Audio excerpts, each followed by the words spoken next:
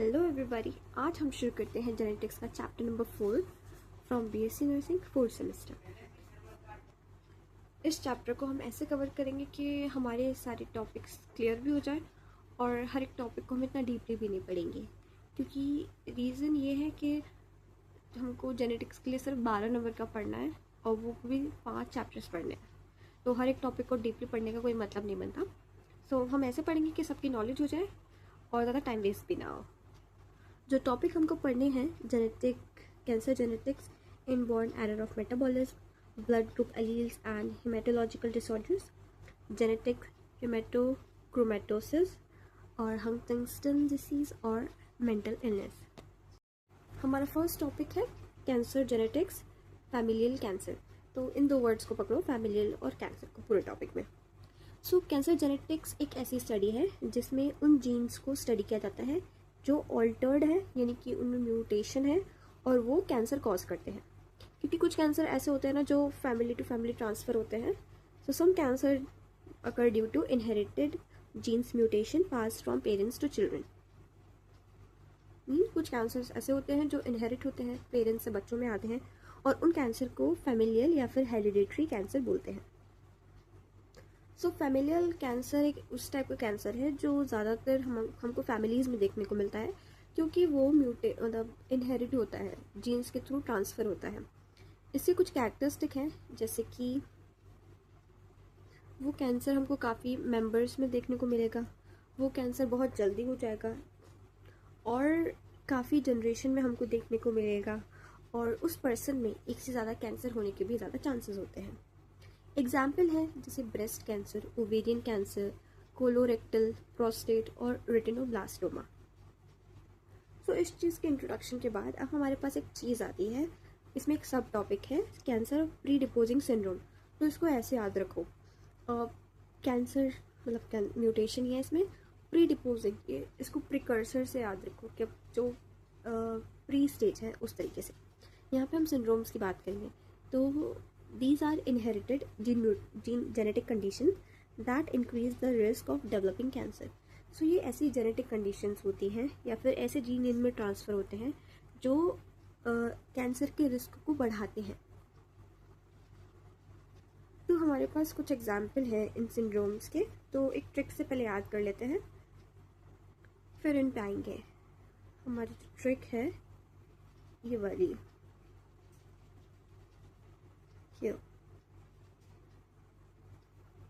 कि हाय लीज़ा, रात family lunch, इससे याद रख लो। तो जितने भी हाईलाइटेड वर्ड है इनको ध्यान में रखना है, जैसे H से हेरिडिटरी, LI से लीफ्रोमेनी और R से रेटिनोब्लास्टोमा, F से फैमिलियल और L से जो हमने लंच पढ़ा है ये याद रखना है, लिंच सिंड्रोम। तो हमारा फर्स्ट कैंसर प्रीडिपोजिंग सिंड्रोम में है hereditary breast and ovarian cancer syndrome, जिसमें BRCA1 और 2 जीन इन्वॉल्व होते हैं, यही ट्रांसफ़र होते हैं और ये ब्रेस्ट और ओवेरियन कैंसर को मतलब जो चांसेस है वो बहुत बढ़ाते हैं।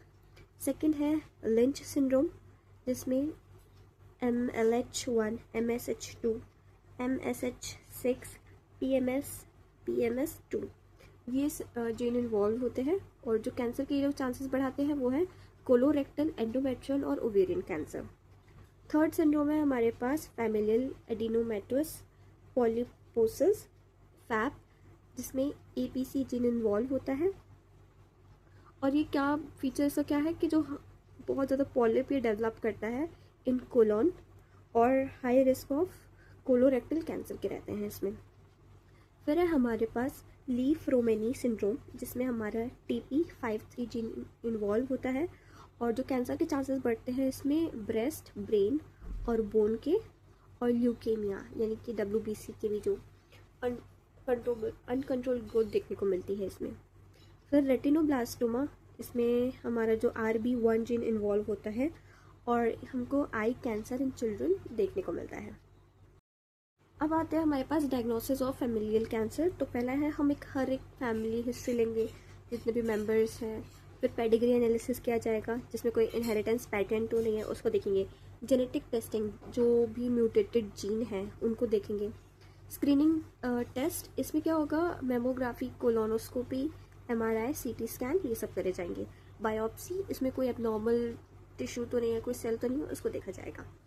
फिर है treatment of familial cancer. Treatment में हमारे पास पहला ऑप्शन है सर्जरी, तो जो भी कैंसर सेल है उसको हटाएंगे। कीमोथेरेपी यानी एंटी कैंसर ड्रग यूज़ किए जाएंगे। रेडियोथेरेपी, रेडिएशन के थ्रू कैंसर सेल को मारा जाएगा। टारगेटेड थेरेपी, जो भी हमारा म्यूटेटेड जीन है उसको टारगेट करके उसमें ड्रग्स देंगे उसके लिए। फिर इम्यूनोथेरेपी, पेशेंट की इम्यूनिटी बढ़ाई जाएगी। जेनेटिक काउंसलिंग, एजुकेट किया जाएगा। और प्रिवेंटिव मेजर्स में है रेगुलर हेल्थ चेकअप के लिए बोलेंगे। अर्ली स्क्रीनिंग को के लिए क्या बोलेंगे, पेशेंट को एडवाइस करेंगे।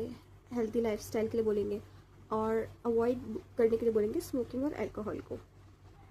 हमारा अगला टॉपिक है इनबॉर्न एरर ऑफ मेटाबॉलिज्म। तो इसको पढ़ने से पहले ये ध्यान में रखो कि मेटाबॉलिज्म के लिए हमको कोई ना कोई एंजाइम की ज़रूरत होती है। सो इनबॉर्न एरर ऑफ मेटाबॉलिज्म एक ऐसी कंडीशन होती है, पहले तो ये इनहेरिटेड है, जेनेटिक डिसऑर्डर है। और ये क्यों होता है, जब कोई भी एंजाइम किसी भी मेटाबॉलिज्म के लिए चाहिए लेकिन वो उसकी डेफिशिएंसी है या फिर एब्सेंस है, यानी कि मेटाबॉलिज्म के लिए जो चाहिए हमको एंजाइम वो हमारी बॉडी में है ही नहीं या फिर उसकी कमी है। सो अगर जब ये एंजाइम नहीं है तो उसकी वजह से क्या होता है, जो हार्मफुल सब्सटेंस है वो हमारी बॉडी में एक्यूमुलेट होते हैं और जो असेंशियल सब्सटेंस होते हैं जो हमें चाहिए वो प्रोड्यूस नहीं हो पाते इसकी वजह से। सो अब हमारे पास क्लासिफिकेशन आती है इनबॉर्न एरर ऑफ मेटाबॉलिज्म की, जिसको हम इस चीज़ से याद रख सकते हैं। काली पूरी लाई, मतलब किसी ने आपको काली पूरी दे दी तो ऐसे याद रखेंगे इसको। From see it's carbohydrate, A amino acid, LI से लिपिड, पूरी से प्यूरिन और पिरामिडीन, LY से लाइसोसोमल स्टोरेज डिसऑर्डर। इन कार्बोहाइड्रेट मेटाबॉलिज्म डिसऑर्डर हमारे पास एग्जाम्पल है गैलेक्टोसीमिया और ग्लाइकोजन स्टोरेज डिसीज। इसको ऐसे याद रख लो, सी हमारा कुछ G शेप का ही लगता है तो उसमें G वाले डिसऑर्डर है, मतलब गैलेक्टोसीमिया और glycogen storage disease.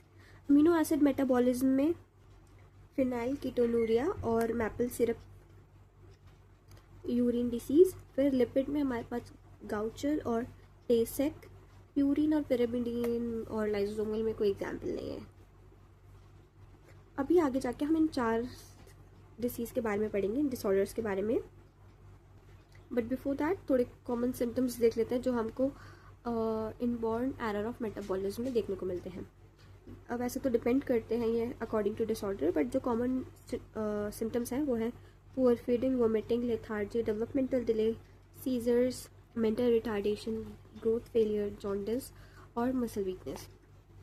General diagnose कैसे किया जाता है, पहला तो है न्यूबॉर्न स्क्रीनिंग, यानी कि जब भी बच्चा बॉर्न होता है उसका जेनेटिक टेस्ट होता है, अगर कोई भी प्रॉब्लम होती है तो पता चल जाता है। फिर ब्लड टेस्ट किया जाएगा, कोई एबनॉर्मल मेटाबोलाइट तो नहीं है ब्लड में। यूरिन एनालिसिस किया जाता है कि कोई एबनॉर्मल प्रोडक्ट बाहर तो नहीं आ रहा। और एंजाइम, ऐसे जितने भी एंजाइम हैं उनको टेस्ट किया जाता है, जेनेटिक टेस्टिंग की जाती है कि कोई म्यूटेटेड जीन प्रेजेंट तो नहीं है। जनरल ट्रीटमेंट क्या है, पहला है डाइटरी मॉडिफिकेशन किया जाता है, रिस्ट्रिक्ट किया जाता है अगर कोई हार्मफुल सब्सटेंस है डाइट में। एंजाइम रिप्लेसमेंट थेरेपी की जाती है, जो भी मिसिंग एंजाइम है उसका रिप्लेसमेंट किया जाता है। विटामिन सप्लीमेंटेशन दिए जाते हैं। सपोर्टिव ट्रीटमेंट भी और मैनेजमेंट किया जाता है सिम्टम्स का। जेनेटिक काउंसलिंग की जाती है पेशेंट की। तो अब हम अपने उन डिसऑर्डर्स पे आते हैं जो हमने अभी ऊपर देखे थे। तो 4 पढ़ने हैं, सुनने में थोड़ा लगेगा कि ओफ डिसऑर्डर्स पढ़ने हैं, बट ईजी है क्योंकि सिर्फ 2 ही चीज़ें, मतलब 2 पॉइंट हैं जो हर एक के लिए अलग पढ़नी है। पहला है डेफिनेशन और कॉज, क्योंकि सिम्टम, डायग्नोस और ट्रीटमेंट सबका सेम ही है जहाँ तक है। तो देखो, गैलेक्टोसेमिया एक ऐसा इनहेरिटेड डिसऑर्डर है जिसमें जो गैलेक्टोज है, जो हमारी मिल्क में शुगर प्रेजेंट होती है, वो बॉडी मेटाबोलाइज नहीं कर पाती। इससे याद रख लो, नाम से ही पता चल रहा है गैलेक्टोज शुगर होती है ना, तो वो हमारी बॉडी में मेटाबोलाइज नहीं हो पाएगी। इसका रीज़न क्या है, जो बॉडी में ग्लैट एंजाइम है, यानी कि गैलेक्टोज 1 फॉस्फेट यूरिडाइल ट्रांसफरेज, वो हमारी बॉडी में नहीं होता। तो इसके सिम्टम्स क्या है, वोमिटिंग, जॉन्डिस, कैटरैक्ट, ये सब इसके सिम्टम्स है। डायग्नोज है, ब्लड गैलेक्टोज लेवल टेस्ट किया जाएगा, कोई एंजाइम की डेफिशिएंसी है उसको किया जाएगा, जेनेटिक टेस्टिंग। ट्रीटमेंट है, life long lactose free diet रखी जाती है पेशेंट की, मिल्क और डेयरी प्रोडक्ट अवॉइड किए जाते हैं। फिर है ग्लाइकोजन स्टोरेज डिसीज़। इसमें हमारी बॉडी में एबनॉर्मल स्टोरेज देखने को मिलता है ग्लाइकोजन का टिश्यूज़ में। यानी कि जो ग्लाइकोजन होती है ना, वो हमारी बॉडी के लिए एक प्राइमरी फॉर्म ऑफ एनर्जी बोलते हैं, तो वो स्टोर हो जाएगी। नाम से ही पता चल रहा है ग्लाइकोजन स्टोरेज डिसीज, जो इनहेरिटेड डिसऑर्डर है जिसमें abnormal storage of glycogen tissue में देखने को मिलेगा। डेफिशिएंसी है इसमें किस एंजाइम की, ग्लाइकोजन मेटाबॉलिज्म। अब हमारे पास कुछ टाइप्स हैं ग्लाइकोजन स्टोरेज डिसीज के, टाइप 1, 2, 3 और 5। सो पहले इसकी एक ट्रिक देख लेते हैं याद करने की, फिर हम इन पाएंगे। जो हमारी ट्रिक है वो ये वाली है, हाईलाइटेड वर्ड्स वाली। वापस चलिए McDonald. So from V it's von Gierke disease, from P it's Pompe, C से कोरी, और एम मैकडोनल्ड में जो एम सी है उस पर मैकार्डल डिसीज़। तो इसमें हर एक एंजाइम की डिफिशियंसी है, जैसे कि इन आगे मिनट इन वॉन गेयर के, तो इसमें ग्लूकोज 6 फॉस्फेटेज एंजाइम की डिफिशियंसी है। पॉम्पी में एसिड माल्टेज डिफिशियंसी, कोरी में डी ब्रांचिंग एंजाइम डिफिशियंसी, और इन मैकार्डे में मसल फॉस्फोराइलेज डिफिशियंसी। इसके सिम्टम्स हैं enlarge liver, hypoglycaemia, growth retardation, muscle weakness. Diagnose की बात करें तो ब्लड ग्लूकोज टेस्ट किया जाएगा, लिवर में बायोप्सी, और एंजाइम की स्टडी की जाएगी पेशेंट की, जेनेटिक टेस्टिंग की जाएगी। ट्रीटमेंट है, फ्रीक्वेंट मील्स उसको दिए जाएंगे पेशेंट को, कॉर्नस्टार्च थेरेपी, यानी कि जो उसको खाना दिया जाएगा वो एक स्पेशल कॉर्नस्टार्च का दिया जाएगा जो बहुत ही अच्छे से बनाया हुआ होगा। और फिर हाई प्रोटीन डाइट। अगला आता है हमारे पास फिनाइल कीटोनूरिया। तो हमको पता है हमारी बॉडी में काफ़ी सारे अमीनो एसिड्स होते हैं, तो हमारी बॉडी में एक अमीनो एसिड है जिसका नाम है फिनाइल एलेनिन। जो इस डिसऑर्डर में क्या होता है, वो एंजाइम टूट नहीं पाता और वो टायरोसिन में कन्वर्ट नहीं हो पाता, जिसकी वजह से वो हमारी बॉडी में एक्यूमुलेट होता है। इस कंडीशन में क्या हो रहा है, डिफिशियंसी है हमारी बॉडी में फिनाइल एलेनिन हाइड्रोक्सीलेज एंजाइम की, जिसकी वजह से वो टायरोसिन में कन्वर्ट नहीं हो पाता। सिम्टम्स है intellectual disability, developmental delay, seizures, fair skin. ये तो सिम्टम्स कैसे हुआ, अच्छी बात है तो okay. Musty odour of urine and sweat, ज़्यादा ही फ्लो में चले गए। नाउ डायग्नोस में न्यूबॉर्न स्क्रीनिंग की जाएगी और ब्लड में फिनाइल एलेनिन का लेवल देखा जाएगा। ट्रीटमेंट है, लो फिनाइल एलेनिन डाइट दी जाएगी और स्पेशल मेडिकल फार्मूला दिया जाएगा जो भी डॉक्टर्स देंगे उसको, और रेगुलर मॉनिटरिंग की जाएगी पेशेंट की। फिर लास्ट है हमारे पास मैपल सिरप यूरिन डिसीज़। इसमें क्या होता है, ये भी हमारा एक जेनेटिक डिसऑर्डर है जिसमें यहाँ पे ब्रेक डाउन नहीं हो पाएगा जो भी ब्रांच चेन्ड अमीनो एसिड होते हैं। यानी कि हमारी बॉडी में दो तरह के अमीनो एसिड हमको देखने को मिलते हैं। पहला है ब्रांच्ड, यानी कि उनका स्ट्रक्चर ब्रांचिंग टाइप का है, और दूसरा है नॉन ब्रांच और या फिर अनब्रांच। तो इसमें अनब्रांच्ड वाले इनके कुछ एग्जाम्पल हैं, जैसे कि ल्यूसिन, आइसोल्यूसिन, वैलिन, ये सब, तो उनका ब्रेक डाउन नहीं हो पाएगा। तो इस कंडीशन में क्या हो रहा है, जो हमारे पास इसकी डेफिशिएंसी है branched chain alpha ketoacidosis dehydrogenase complex, इस कॉम्प्लेक्स की डेफिशिएंसी है जिसकी वजह से ये ब्रेक डाउन नहीं हो पाएगा इन अमीनो एसिड्स का। तो इसका नाम क्यों पड़ा, क्योंकि हमारा जो यूरिन है उसमें से एक मैपल सिरप की स्मेल आएगी। अब हमारे पास कुछ क्लासिफिकेशन है, जैसे कि क्लासिक, जो कि बहुत सीवियर फॉर्म है। इसमें जो सिम्टम्स होंगे वो हमको न्यूबॉर्न जब बेबी होगा हमको तभी देखने को मिल जाएंगे। इंटरमीडिएट, इसमें जो ये मॉडरेट सीवियरिटी है जो हमको लाइफ में बाद में थोड़ा देखने को मिलता है। फिर है इंटरमिटेंट, सिम्टम्स अकर ड्यूरिंग स्ट्रेस और इन्फेक्शन, जब हमको स्ट्रेस होगा, कोई इन्फेक्शन होगा, तब हमको देखने को मिलेंगे। और फोर्थ है हमारे पास थायमीन रिस्पॉन्सिव यही डिसऑर्डर का पूरा नाम। तो ये ऐसा होगा जो विटामिन B1 की वजह से इम्प्रूव होगा। सिम्टम्स की बात करें तो sweet smelling urine, poor feeding, vomiting, seizure, lethargy, developmental delay. Diagnose में क्या है, अमीनो एसिड का एनालाइज किया जाएगा, यूरिन ऑर्गेनिक एनालिसिस किया जाएगा पेशेंट के यूरिन का, फिर जेनेटिक टेस्टिंग की जाएगी। ट्रीटमेंट में है पेशेंट को रिस्ट्रिक्ट किया जाएगा ल्यूसिन, आइसोल्यूसिन और वैलिन के लिए, उसको डाइट में नहीं दिए जाएंगे। स्पेशल डाइट दी जाएगी पेशेंट को। थायमिन सप्लीमेंटेशन दिए जाएंगे। Emergency treatment during metabolic crisis. हमारा थर्ड टॉपिक है ब्लड ग्रुप अलील्स। तो इसको पढ़ने से पहले एक चीज़ देखते हैं, हमारे जो RBCs होती हैं उनके ऊपर एंटीजन प्रेजेंट्स होते हैं जो ग्रुप डिसाइड करते हैं। तो अगर किसी पर्सन का ग्रुप A है ब्लड का तो उस पर एंटीजन A मिलेगा, और सेम विद B और AB के साथ भी। इन ब्लड ग्रुप O हमको कोई एंटीजन नहीं देखने को मिलता। अब कन्फ्यूजन होती है कि एंटीबॉडी उसमें कौन से प्रेजेंट है, तो याद करने में बहुत कन्फ्यूजन होती है। तो इसको इस चीज़ से याद कर सकते हैं कि एंटीजन है, एंट्री अलाउ है, किसकी एंट्री अलाउ नहीं है। जैसे हमारी इम्यूनिटी में एंटीबॉडीज़ होती हैं, फाइट करती हैं। तो अगर किसी पर्सन का ब्लड ग्रुप A है तो उसमें A की एंट्री होगी लेकिन B की एंट्री नहीं होगी, तो एंटीबॉडी B हमको मिलेगी। सेम विद B, अगर ब्लड ग्रुप B है तो B अलाउ होगा, क्या अलाउ नहीं होगा, A, तो एंटीबॉडी A देखने को मिलेगी। ब्लड ग्रुप B में हमको कोई एंटीबॉडी नहीं मिलती, इसीलिए वो कोई भी ब्लड ग्रुप ले सकते हैं। लेकिन ब्लड ग्रुप O में हमको एंटीबॉडी A भी मिलती है, B भी मिलती है, इसीलिए वो बहुत स्पेसिफिक रेसिपिएंट हो जाते हैं, यानी कि उनको सिर्फ B वाले ही डोनेट कर सकते हैं। अब हम आते हैं अपने टॉपिक पे।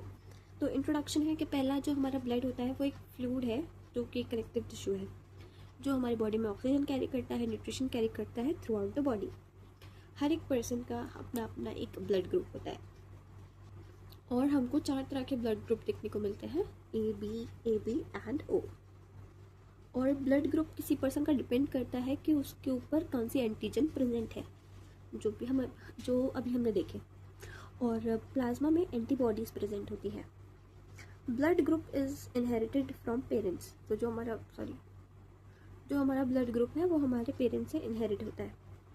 देन अलील्स क्या है, opposite form of same gene, यानी कि अगर एक जीन है हेयर्स का तो वो कर्ली हो सकते हैं, स्ट्रेट हो सकते हैं, जो डोमिनेट करेगा वो शो होगा।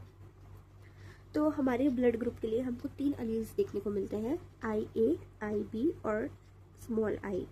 तो ये वाले हमारे डोमिनेंट नेचर के होते हैं, और ये जो स्मॉल I है वो रिसेसिव नेचर का है। जो चाइल्ड रिसीव करता है एक alleles from mother and 1 from father. हमारे इस टॉपिक में थोड़ी हिस्ट्री आती है ब्लड ग्रुप की, तो हिस्ट्री देखते हैं। तो कार्ल लैंडस्टेनर, इन्होंने 90s में डिस्कवर किए थे AB ब्लड ग्रुप को, और इन्होंने क्या नोटिस किया था कि जब किसी 2 पर्सन के ब्लड्स को मिक्स किया जाता है तो वो स्टिक हो जाते हैं टुगेदर, यानी कि क्लम्प फॉर्म करते हैं। इस स्टिकी टुगेदरनेस को उन्होंने अग्लूटिनेशन बोला, और इनकी इस डिस्कवरी की वजह से ब्लड ट्रांसफ्यूजन बहुत एक सेफ हुआ, फिर यानी कि ब्लड ट्रांसफ्यूजन फिर सेफ होने लगा इनकी वजह से। इसके लिए इनको नोबेल प्राइज़ भी दिया गया। अब एग्लूटिनेशन क्या है, यानी कि जब किसी एंटीजन, जो भी नॉन मैचिंग एंटीबॉडी जो प्लाज्मा में है,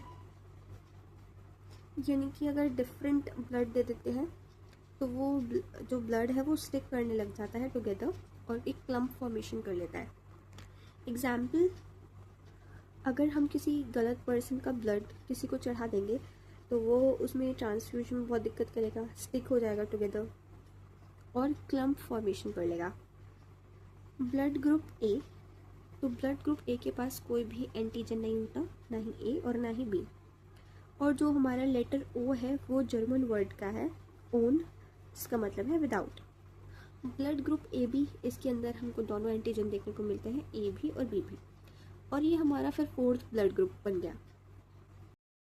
अब है हमारे पास बर्नस्टेन्स 3 एलील मॉडल। तो इन्होंने एक्सप्लेन किया था कि कैसे जो ब्लड है, ब्लड ग्रुप है, वो इनहेरिट होता है फ्रॉम पेरेंट्स टू चिल्ड्रन। तो एक जीन कंट्रोल करता है कि ब्लड ग्रुप कौन सा होगा। जो जीन है वो है हमारे पास IA, IB और स्मॉल आई।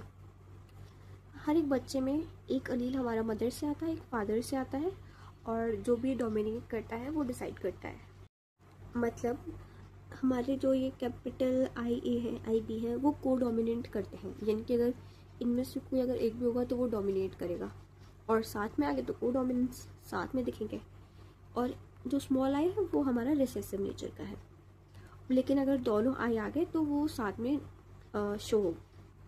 तो यहाँ पे तुम देख सकते हो, जैसे अगर ये पॉसिबिलिटीज़ हैं, दोनों कैपिटल IA बन गए तो A होगा, और दोनों ये आ गए तो B।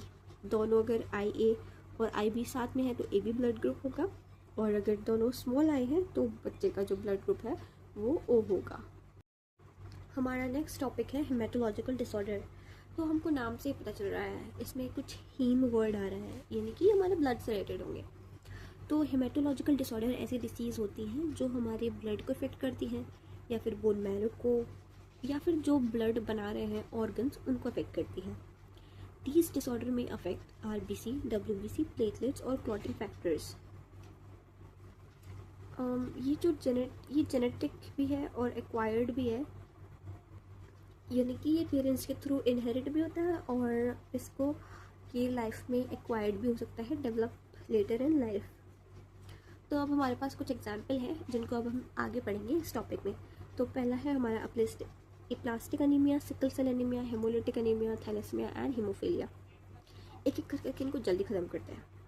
सबसे पहला है हमारा एप्लास्टिक अनीमिया। सबसे पहले अनीमिया का मतलब समझ लेते हैं। अनीमिया का मतलब है हमारी बॉडी में जितने रिक्वायर्ड RBC होने चाहिए, हीमोग्लोबिन ये सब होने चाहिए, तो मतलब नहीं होते उस।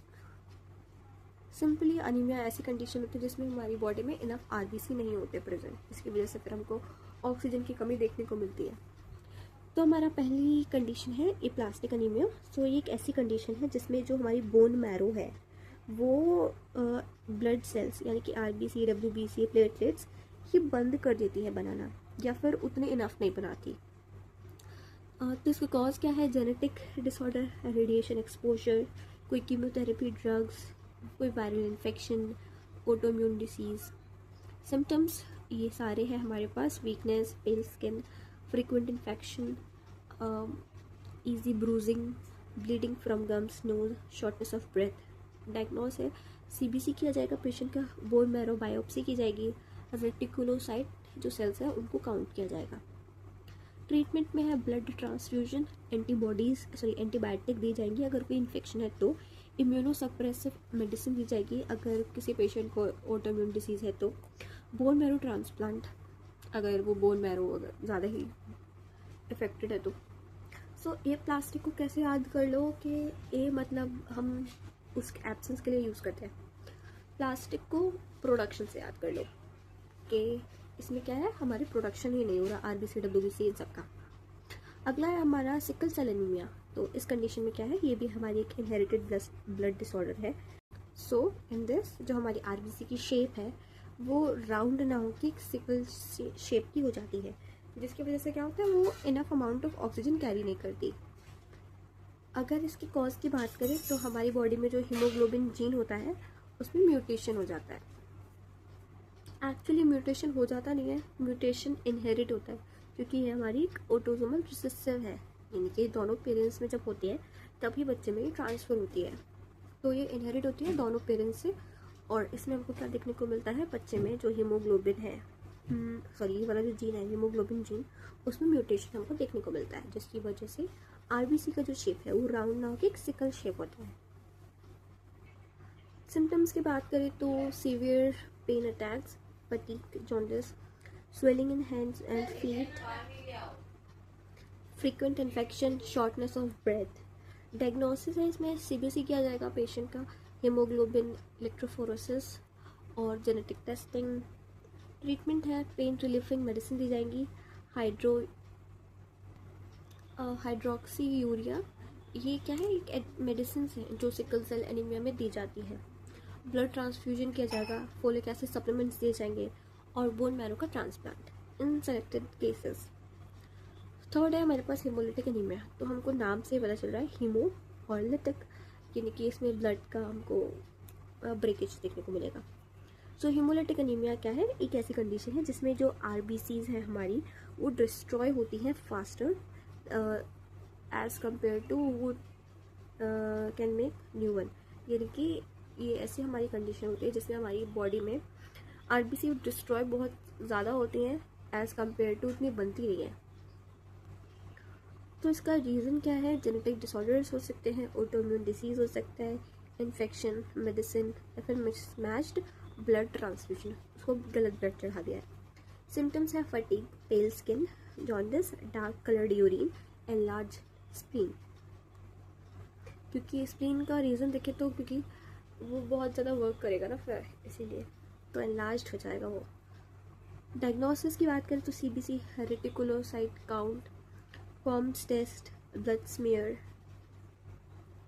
कॉम्स स्मीयर टेस्ट का मतलब है, सॉरी कॉम्स टेस्ट का मतलब है इसमें जो अननोन रीज़न है, अगर हमको एनीमिया का रीज़न नहीं पता चल रहा उस केस में हमारा कॉम्स टेस्ट किया जाता है।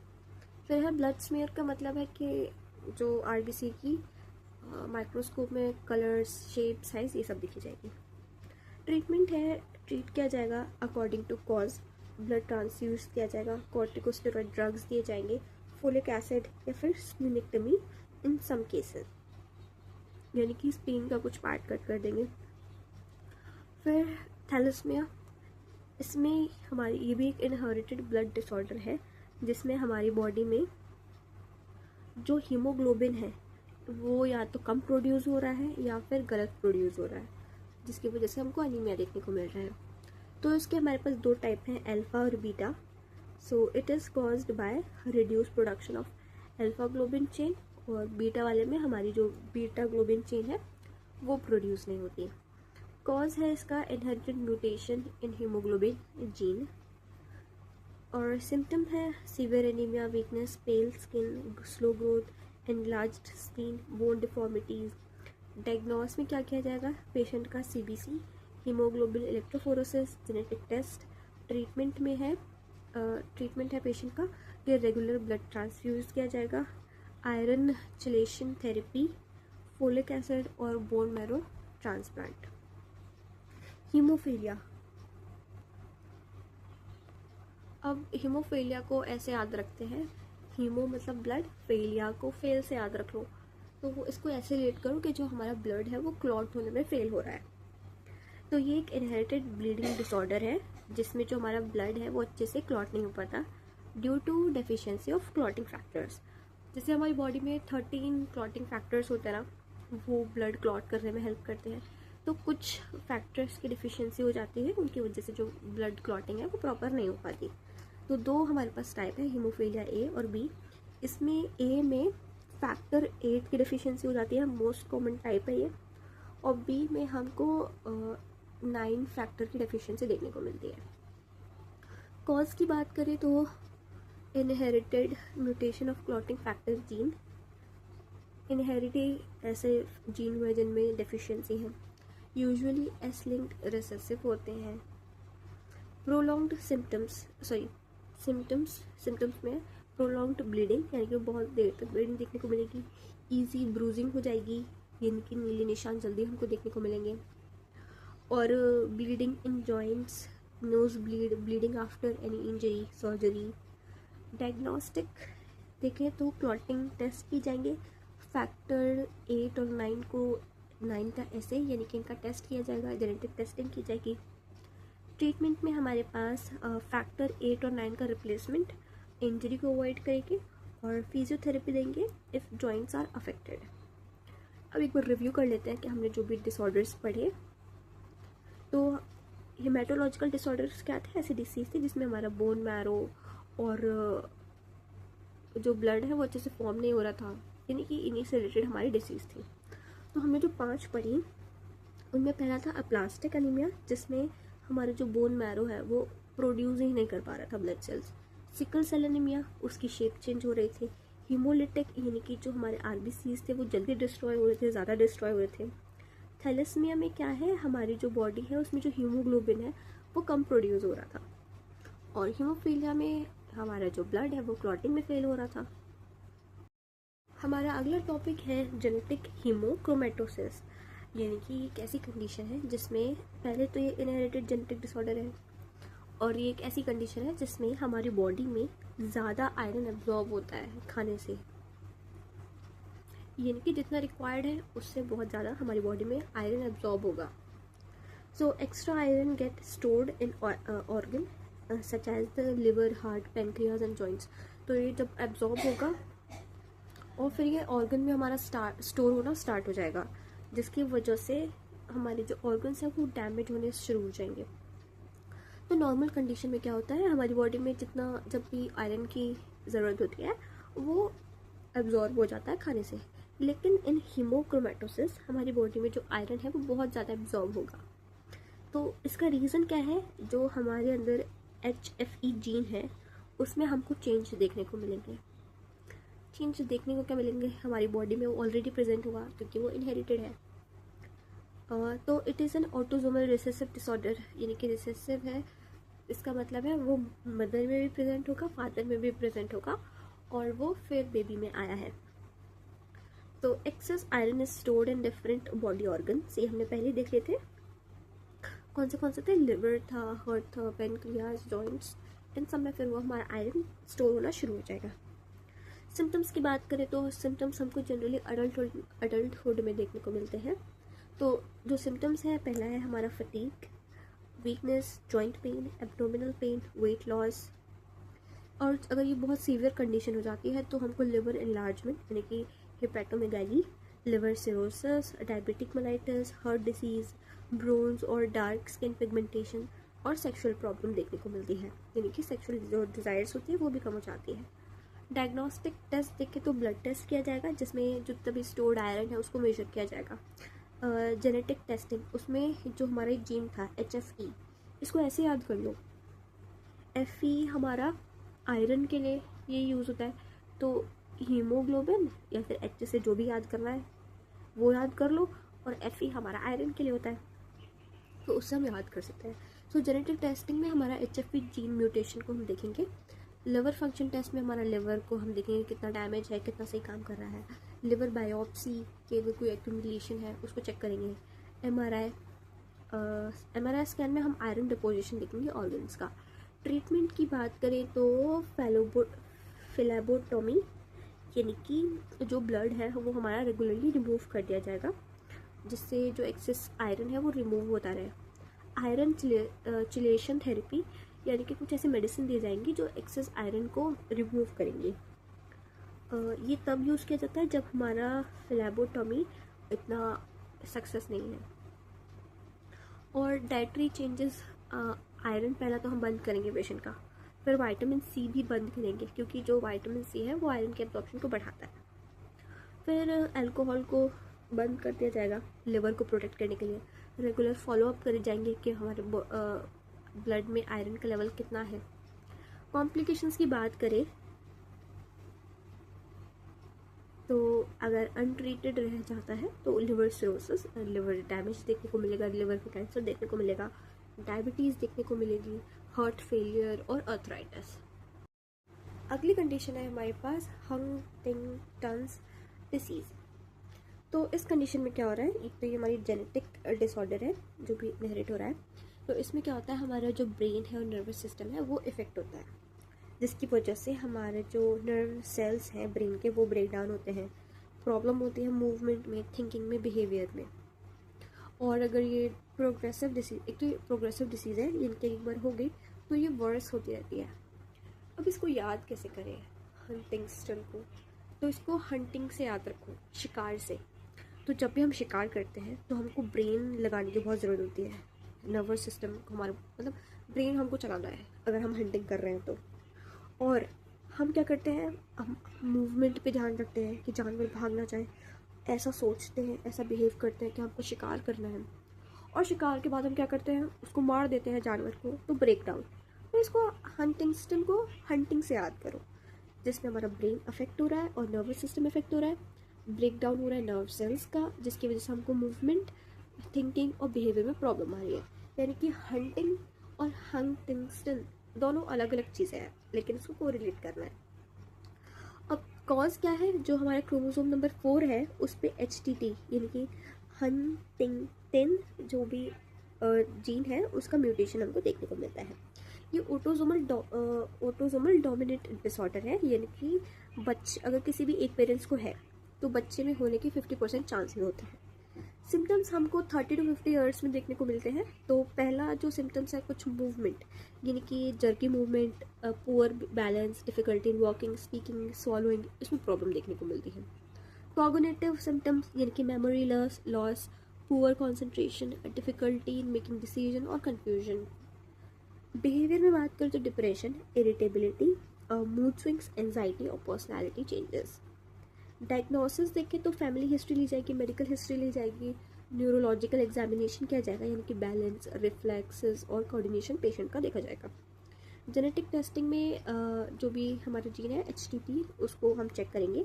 ब्रेन इमेजिंग में MRI और CT स्कैन किया जाएगा, कितने जो चेंज कितना आ रहा है, कितने जो नर्व्स है वो डैमेज हो रहे हैं।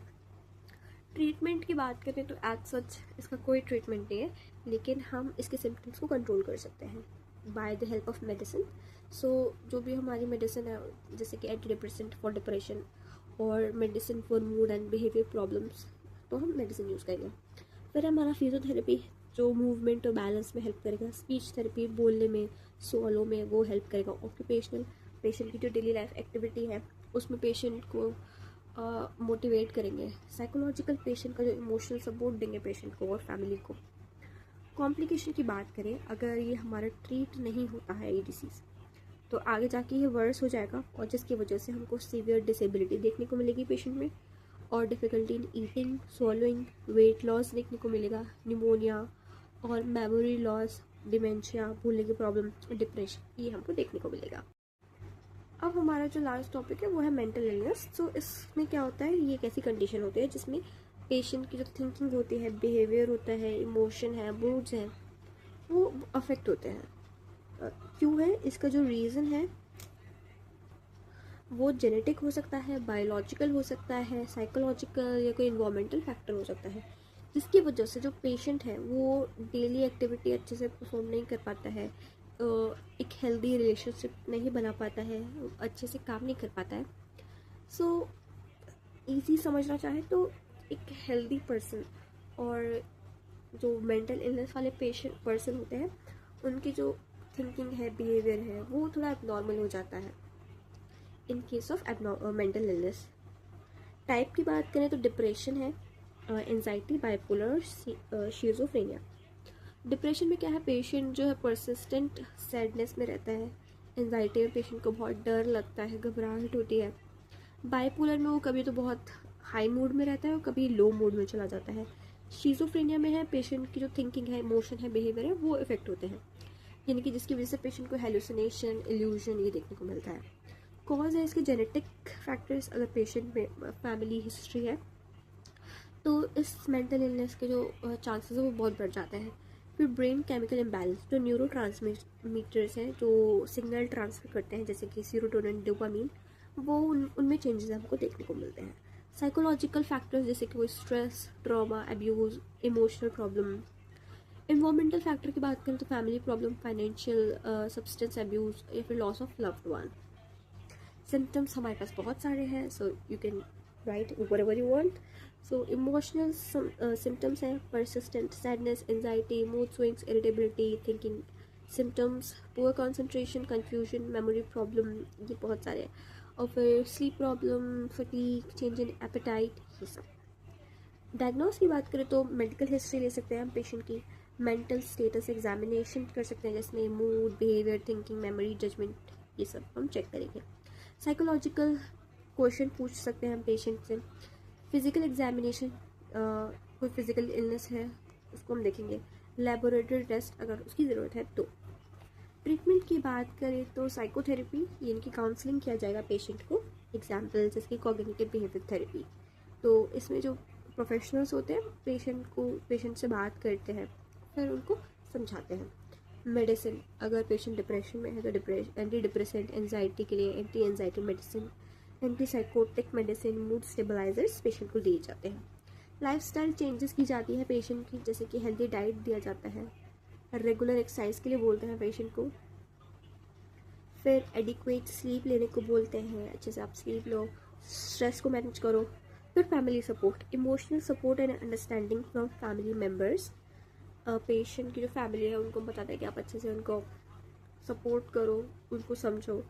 फिर रिहेबिलिटेशन, ये इसमें क्या होता है कि हम पेशेंट को साइकोलॉजिकल सपोर्ट देते हैं, उनको अच्छे से काउंसिल करते हैं, जिसकी वजह से वो अपने रिटर्न लाइफस्टाइल पे है उसमें वापस आ जाते हैं जो उनकी प्रीवियस लाइफस्टाइल थी, जैसे कि स्कूल, वर्क, डेली लाइफ वो उनकी पहले जैसी हो जाती है।